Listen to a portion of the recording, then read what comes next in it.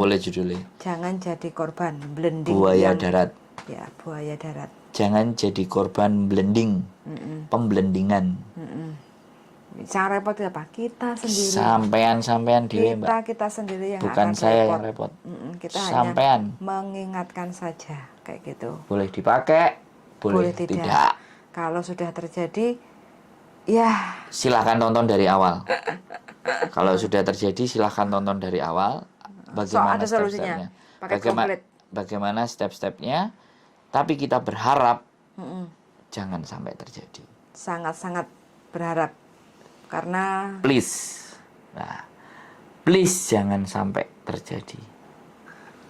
Gitu aja darling. Yap. Sudah cukup. Apabila teman-teman masih bingung atau mungkin sudah menjadi korban, silahkan komen. Kalau mau sharing-sharing informasi, monggo silahkan.